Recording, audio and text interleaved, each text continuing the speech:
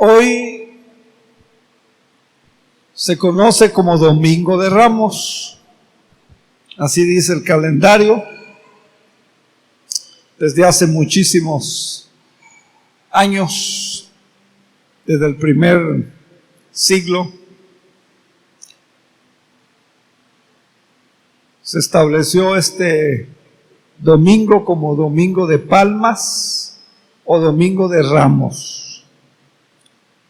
Y usted va a ver en muchas, especialmente aquellas iglesias que conmemoran, que recuerdan, que dan gracias a Dios por ese mensaje que en sí ya tiene, que en sí ya conlleva el día como hoy de Ramos, porque hay otras iglesias, ¿verdad?, que ya no hay Navidad, ya no hay Semana Santa, ya no hay Pentecostés.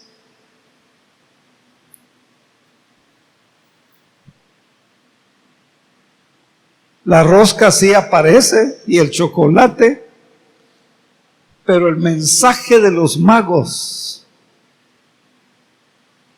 ya no hay ese mensaje. Y esa adoración menos.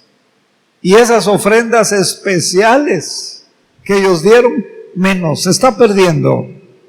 Se está perdiendo.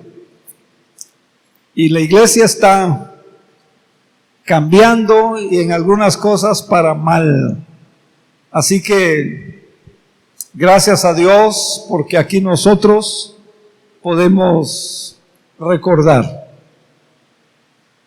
Y recordar qué enseña, qué significa para nosotros hoy, siglo XXI, hoy 2023, este Domingo de Ramos y toda la Semana Santa. Entonces, es la conmemoración o el recuerdo cuando el Señor Jesucristo entra o llega a la ciudad de Jerusalén de una manera diferente a como había estado antes. Es el día que marcó también marcó el inicio o el comienzo de su última semana en la tierra. Ese domingo que hoy recordamos, Jesús vemos que estuvo dispuesto a ir a Jerusalén, no se echó para atrás, no se arrepintió. Él sabía, le esperaba burlas, le esperaban heridas físicas, emocionales, sentimentales, finalmente agonía, finalmente la muerte, y muerte de cruz, dice Filipenses. Y este domingo nos recuerda que Él estuvo dispuesto a llegar a Jerusalén, sabiendo que le esperaba mucho dolor, mucho sufrimiento y finalmente la muerte. Pero Él fue. Y ahí hay una enseñanza para nosotros, porque la Biblia dice que tenemos que aprender de Cristo. Y a veces, en nuestro caso, cuando significa sufrimiento, cuando significa sacrificio, pues mejor no, ¿verdad? Nos echamos para atrás. Algunos, ¿verdad? No todos. Ustedes no, ¿verdad? En otro lado. Pero Jesús, nuestro Salvador, nuestra esperanza, nuestro Señor, nuestro ejemplo, sabiendo lo que le esperaba, Él llegó a Jerusalén. ¿Por qué lo hizo? ¿Por qué lo hizo? Usted conoce la respuesta: por amor a cada uno de ustedes, por interés en cada uno de ustedes. Porque Jesús sabía y quería que con su muerte en la cruz usted fuera perdonado, perdonada, usted pasara de muerte a vida, usted pasara de creación a hijo, de creación a hija.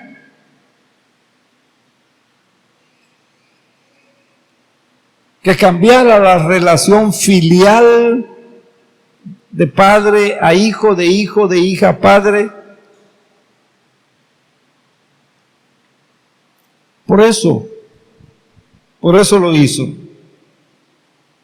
Como dice Romanos, como dice Hebreos, como dice muchas porciones de la Biblia, para dar su vida en rescate por muchos, no por todos, porque no hay salvación universal, por muchos, no por todos. Y qué bendición, qué privilegio que usted y yo, usted se encuentra entre los muchos que fueron salvos, perdonados. Así que gócese, alégrese esta mañana. Mateo 20, 17 al 19, narra algo de lo que les expliqué. Dice que mientras, si pudiera darme la versión, la nueva traducción viviente, por favor, hermano Gerson. Dice, mientras Jesús subía a Jerusalén, o sea, van caminando, van subiendo a Jerusalén, llevó a los 12 discípulos aparte, llama a los 12 discípulos aparte, y les dijo en privado lo que iba a suceder. Les dijo en privado lo que iba a suceder. Y miren lo que sucedió. Escuchen, les dijo. Subimos a Jerusalén. Estamos subiendo a Jerusalén, donde el Hijo del Hombre será traicionado, será entregado a los principales sacerdotes y a los maestros de la ley religiosa, y lo condenarán a muerte. Verso 19. Luego lo entregarán a los romanos para que se burlen de él, para que lo azoten con un látigo y lo crucifiquen. Mire que él sabía lo que le esperaba. Él no ignoraba nadita. Cada detalle, cada situación, él lo sabía. Y le amaba tanto que no se echó para atrás. Por eso el evangelista Juan Marcos, no encuentra ningún adverbio, porque cualquier adverbio iba a ser incalificable. Por eso Juan sencillamente o nada más puede decir, porque de tal manera amó Dios al mundo. Porque cualquier adverbio se iba a quedar corto. Jesús sabía y no se echó para atrás. ¿Por qué lo hizo? Le amaba. Aunque usted ni siquiera tenía idea si iban a hacer. Él ya sabía, ya lo miraba. Por eso lo hace el Señor. Ahora, veamos el relato bíblico de la entrada a Jerusalén. Y la Biblia lo narra, la Biblia lo menciona como una entrada triunfal, como una entrada victoriosa.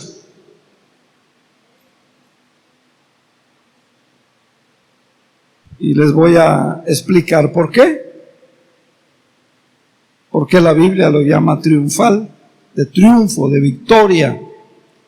Mateo 21, leamos Mateo 21, versículos del 1 al 11.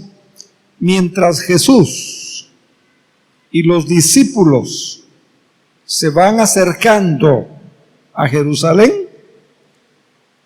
dice que llegaron a una ciudad que se llamaba Betfagé. Betfagé, una ciudad que está allí, todavía está en el monte de los Olivos. Entonces Jesús mandó a dos de sus discípulos por delante y les dijo: vayan a la aldea que está allí, que está enfrente, dice otra versión. Cuando entren, verán una burra atada, amarrada, con su cría. Desátenla y a los dos animales tráiganmelos. Desátenlos y tráiganmelos. Si alguien les pregunta qué están haciendo, simplemente digan: el Señor los necesita. Y el dueño va a permitir que ustedes se traigan los animalitos.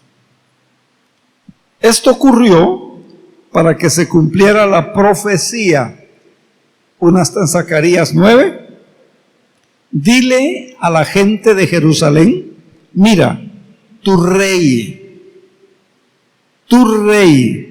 viene hacia ti, como rey, como conquistador. Así entró. Es humilde, viene montado en un burro. Los generales, los conquistadores políticos, militares, no usaban un burro, usaban un caballo en esa época. Y habían caballos, bueno, todavía hay caballos valiosísimos, ¿verdad? Finos, entendidos, fuertes. Pero él entró en un burro. Los dos discípulos hicieron tal como Jesús les había ordenado.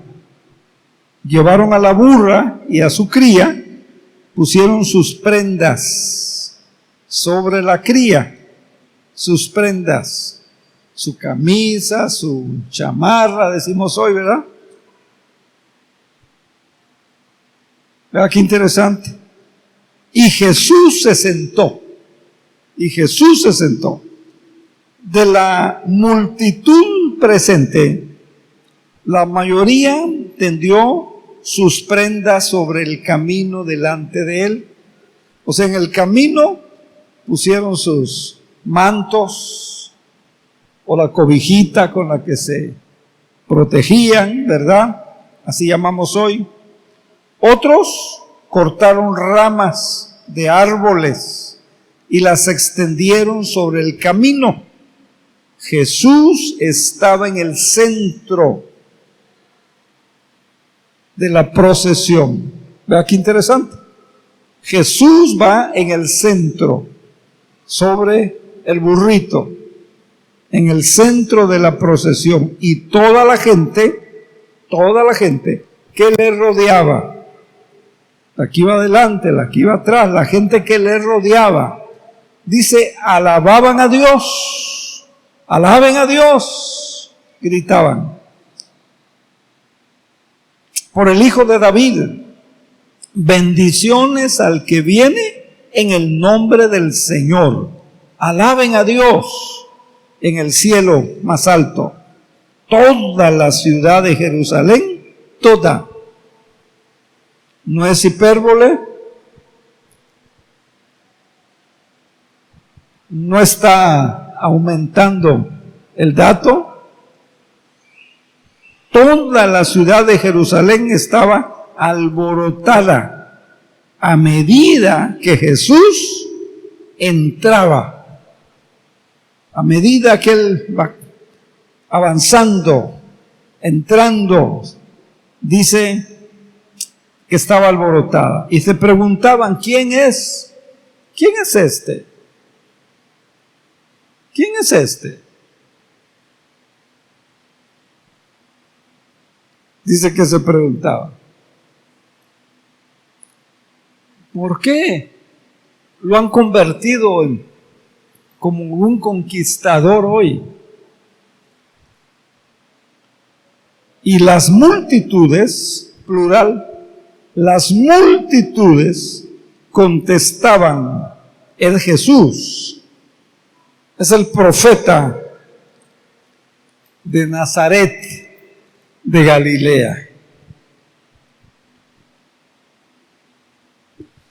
Entonces vemos en el relato, número 1, Jesús y los discípulos y sus discípulos, o los discípulos de Jesús, no están solos. No están solos.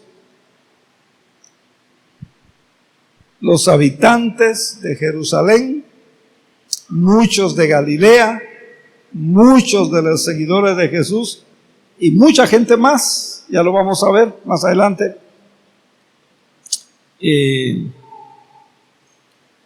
están con Jesús en ese camino yendo a Jerusalén, que era la capital, diríamos hoy.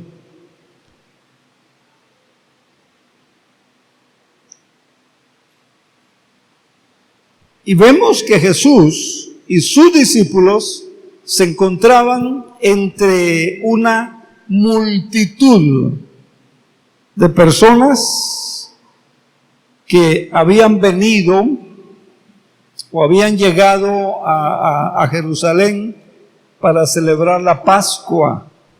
También por eso había mucha gente había venido a Jerusalén a celebrar la Pascua.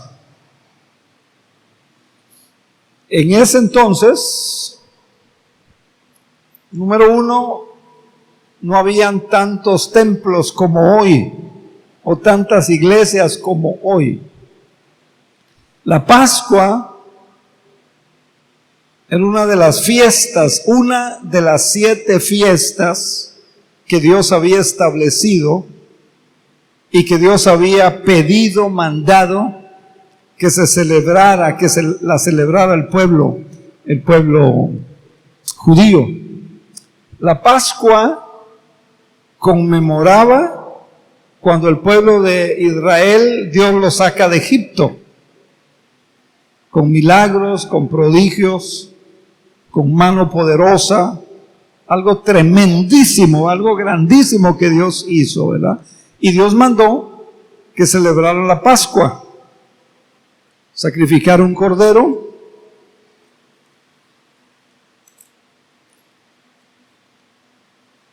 y habían venido a Jerusalén a celebrar la Pascua para dar gracias a Dios de cómo Dios los había sacado de Egipto, cómo Dios los había librado del estado del gobierno de egipcio de Faraón, de cómo Dios se había manifestado.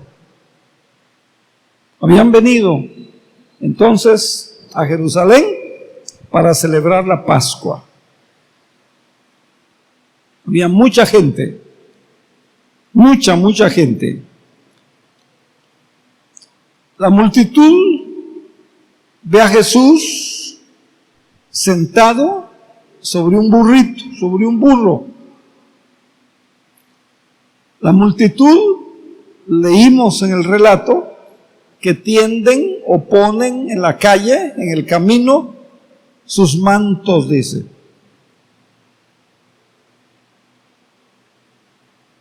Como alfombra, pues. Y también que habían cortado ramas de árboles para adornar. Y también que habían cortado ramas de palmas, de palmeras, para adornar, para recibir así a Jesús, para que Jesús pudiera pasar en medio. Vea qué escena, vea qué escena tan bonita, ¿verdad? Entonces, esto, hermanos, como dice el pasaje que acabamos de leer en Mateo 21, esto pasó, dice, para que la profecía se cumpliera. Muchas profecías se cumplieron, muchas, y muchas se han cumplido y otras se están cumpliendo y todas se van a cumplir. Pero en Zacarías 9, mucho tiempo atrás, muchos años antes de que pasara lo que estamos recordando hoy, en el libro de Zacarías, que fue escrito más o menos 520, 518, más o menos, antes de Cristo. Entonces, Zacarías 9:9 dice: alégrate, pueblo de Sión, o pueblo de Jerusalén. Sión y Jerusalén, la misma ciudad. Alégrate, grita de triunfo, pueblo de Jerusalén. Da gritos de triunfo, da gritos de victoria, pueblo de Jerusalén. Mira, dice Zacarías, fíjate, tu rey viene hacia ti. Es un rey justo y es un rey victorioso. Mire qué tremendo. Pero es humilde. Y estaba ilustrando, no solo lo hizo con su vida, con su forma de ser, con sus actitudes, sino que ahora lo demostraba también entrando no en un caballo, no en esos caballos árabes, pura sangre, ¿verdad? Que hasta hoy existen y valen millones de pesos. No, entró en un burro, porque el burro es sinónimo de humildad. De humildad. Montado, dice, montado en un burro.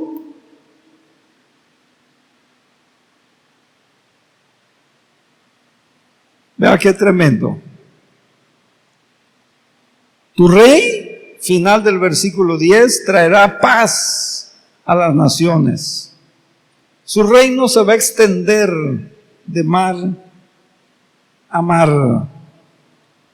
Entonces, ¿por qué la gente, por qué la multitud, por qué las personas, tanto los de Galilea, la gente que vino de otros lugares, de la África tal vez, de Asia tal vez, ¿por qué esa multitud colocó sus mantos, como la Biblia dice, mantos, y los puso para que pasara Jesús sobre ellos en esa entrada? Los puso como una alfombra. ¿Por qué esa multitud cortaron ramas de árboles y cortaron ramas de palmeras para adornar, para que entrara el Señor Jesús? ¿Por qué?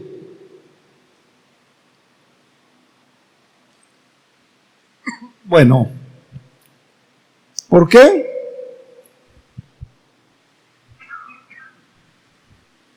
El pueblo de Israel esperaba un rey político o militar,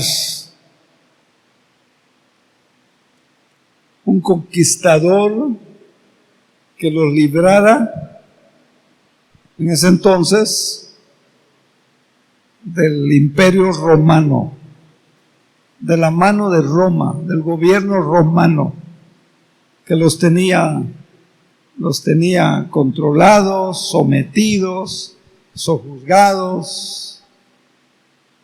Y el pueblo esperaba una liberación política, pues. Por eso ponen esos adornos. Por eso ponen sus telas.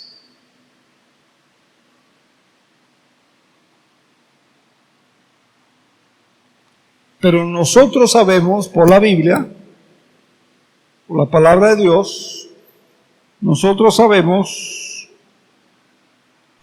que Jesús no fue un libertador político, fue un libertador espiritual. Un libertador espiritual.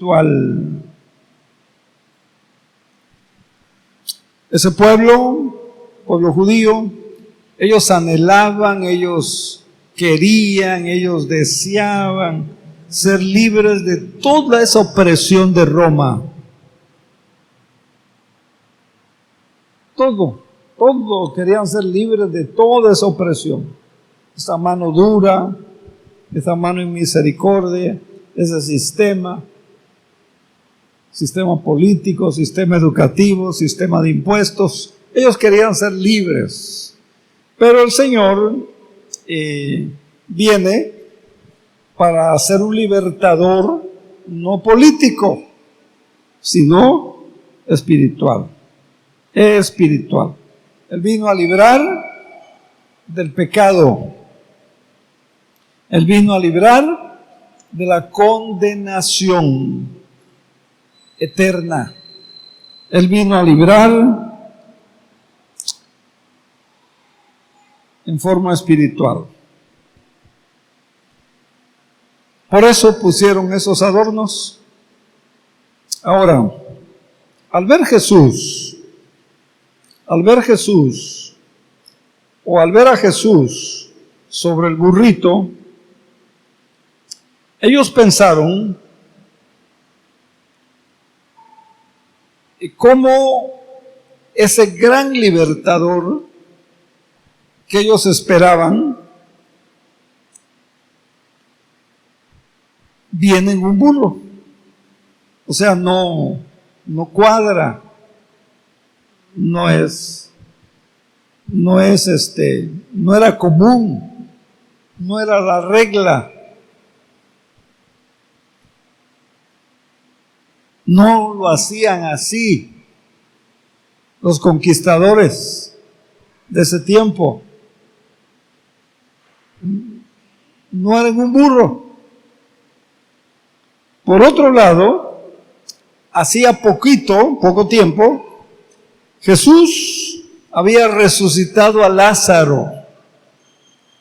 Había hecho Jesús ese milagro tremendo, poderoso, de resucitar a Lázaro de la muerte. Entonces el pueblo piensan, ¿verdad? Piensan que Jesús es el libertador político. Ha hecho milagros, ha dado de comer a miles, caminó sobre el agua, resucitó a Lázaro, le dio vista a los ciegos. Tiene que ser.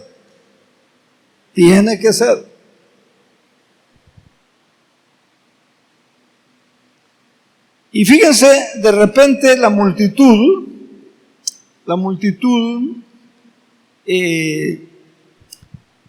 ahí está, se encuentran cerquita de Jesús. Y miren lo que pasa. Los discípulos también ahí están. Versículo 9, Mateo 21, 9. Mire lo que pasa. Jesús estaba en el centro de la procesión. En el centro. Toda la gente le rodea. Vea, visualice la escena. Y toda la gente que le rodeaba gritaba: alaben a Dios, Hijo de David. Bendiciones al que viene en el nombre del Señor. La versión que leímos, que nos hizo el favor la hermana Rebeca de guiarnos hace un momento, Hosana dice. Sálvanos, quiere decir Hosana. Sálvanos. Hosana. Entonces, por todos lados, vea la escena. Jesús está en el centro, ahí están cerquita sus discípulos, hay una multitud, ha venido gente porque va a ser la Pascua, tienen que celebrar la Pascua.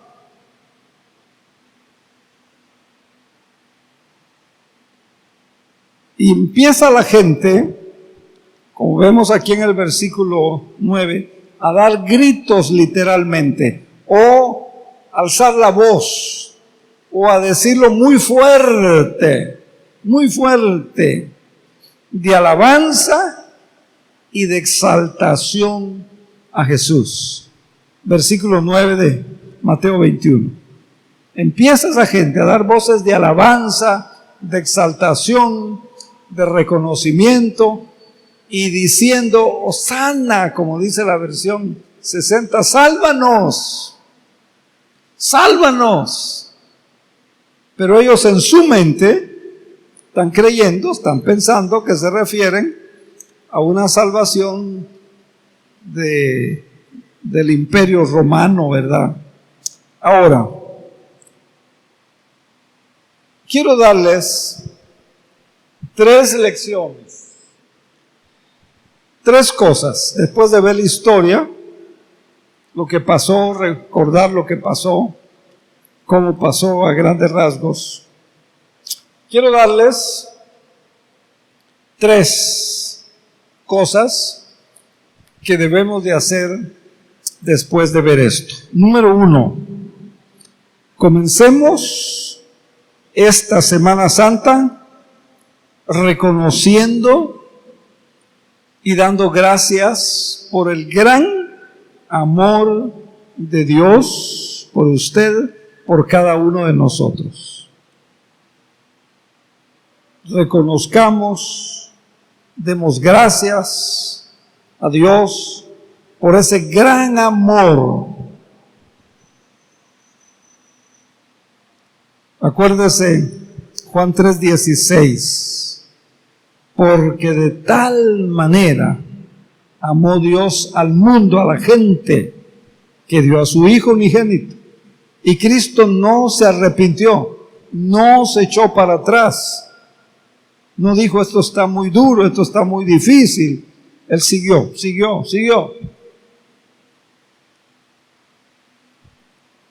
Acuérdese lo que dice Romanos. Dios muestra su amor para con nosotros en que siendo aún pecadores, eso es maravilloso, malos, desobedientes, rebeldes, ingratos, lo ignorábamos, le dimos las espaldas, no sé qué más. Cada quien tiene una historia diferente, o tenemos una historia diferente, pero vea, siendo aún pecadores, Cristo murió por nosotros. Hoy, esta semana y siempre, no olvide el amor de Dios por usted. Que ese problema que tiene no lo distraiga. Que esa necesidad que tiene no lo distraiga. Dele gracias a Dios por su amor. Él le sigue amando. Trate de sentir el amor de Dios. Trate de sentir ese amor de Dios. Y no permita que las preocupaciones de hoy, no permita que las preocupaciones del tiempo presente le roben esa paz que viene del Señor.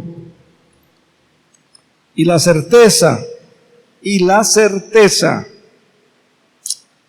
que somos salvos gracias a su sacrificio en la cruz del Calvario. A veces el problema o una situación, nos enfocamos en eso y ya no nos acordamos que Dios nos ama, que nos amó mucho, que nos amó de una manera inigualable, muy especial, con mucho sacrificio. No deje. Si tiene algún problema, alguna necesidad, alguna situación, que eso lo aparte. Número 3. Adoremos a Dios, alabemos a Dios, adoremos a Dios en medio de las circunstancias presentes. Aunque éstas sean difíciles, aunque sean situaciones desagradables, alabe a Dios, adore a Dios. Tal vez no le guste el canto, adore, alabe al Señor, cante ese canto, adoren, alabanza. Y usted va a ver cómo al hacer eso, el Espíritu Santo le ministra. Esta semana, adore, alabe y cante al Señor. Él merece toda nuestra adoración, hoy y por toda la eternidad. Y usted va a conquistar, va a vencer, va a ser sanado. Dios va a tratar con usted. Dios le va a ayudar, Dios le va a sacar de esa situación. Entonces, número 1, esta semana, estos días, hoy, el gran amor de Dios, celébrelo, dele gracias. Número 2, no permita que una preocupación o su preocupación le robe la paz, le robe el gozo, le quite la presencia del Señor y le haga olvidar del amor de Dios, sea de dinero, sea de relaciones, sea de trabajo, lo que sea una enfermedad, sea un dolor, ahí en medio del dolor, dígale: Señor, gracias porque tú me amas. Gracias porque tú me amas. Gracias porque eres amor. Y gracias, Señor. Y mire usted, va a ser sanado, o Dios le va a ayudar a pasar esa prueba. No sé, algo se va a manifestar en su vida. Número 3, adore a Dios, alabe a Dios, adórelo, aunque no tenga deseos de hacerlo, aunque no le guste el canto. A veces decimos o dicen, ¿verdad? Es que ese canto no me gusta, pastor. Es que la tonada, bueno, lo que sea, usted cántelo por amor a Dios. No porque le gusta, por gratitud a Dios, no porque le gusta. Por amor a Dios, no porque sea su canto favorito, por amor a Dios. Y usted va a ver cómo el Espíritu Santo va a ministrarle, va a bendecirle. Número 4, último, este domingo de Ramos, deje entrar a Jesús a su corazón. Este domingo de Ramos, permita que Cristo entre a su corazón. Déjele entrar, Él quiere entrar. Es más, Él dice, yo estoy a la puerta de su vida, a la puerta de su corazón, a la puerta de su mente. Yo estoy a la puerta y llamo, dice. Si alguno oye mi voz y abre, voy a entrar y voy a cenar. Este domingo de Ramos, deje entrar al Señor. Es más, invítelo. Este versículo de Apocalipsis, muchos lo han usado para evangelismo, pero no es un versículo de evangelismo. Es un versículo que usó el Señor para una iglesia, para un pueblo cristiano. Y Él dice, yo estoy a la puerta y llamo. Y mire, recíbalo, déjalo entrar y recíbalo con aleluyas, como lo recibieron cuando iba entrando a Jerusalén. Recíbalo con aplausos, como se usa hoy. Recíbalo con gozo, como estuvo ese domingo de Ramos la gente gozosa al ver que va hacia Jerusalén. Yo creo que los 12 estaban anonadados, desconcertados, sacados de onda, como decimos hoy. ¿Por qué les dice, vamos a Jerusalén? Ya lo leímos, Mateo 20, y les dice esto, y esto, y esto, y esto, y esto, y finalmente voy a morir en la cruz. Pero vamos. Yo creo que dijeron ellos, pero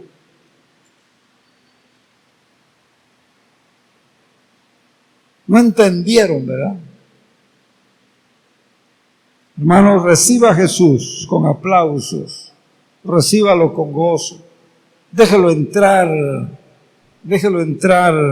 a su corazón y mantenga esa actitud toda la semana, mantenga esa actitud todo el año, porque esa es la actitud que debemos tener como hijos del Señor.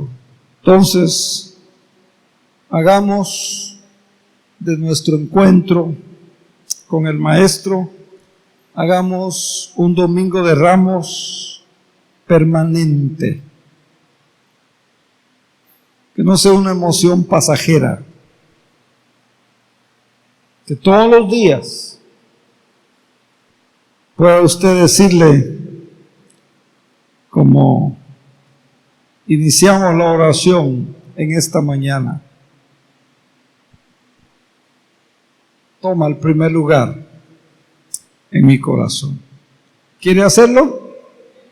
¿Quiere invitar a Jesús, su Salvador, su Señor, su Rey? O como decía el himnólogo en ese precioso himno, Él es mi todo en todo. Y qué bueno que ya no lo cantan, porque estaríamos cantando una mentira, ¿verdad? Él es mi todo en todo. Y hoy el Señor ya no es nuestro todo en todo. En muchos, ¿verdad? Invite al Señor. Ábrale su corazón. Todos lo necesitamos. Él va a hacer una gran diferencia en su vida. Hagámoslo en oración. Si gusta ponerse de pie, por favor.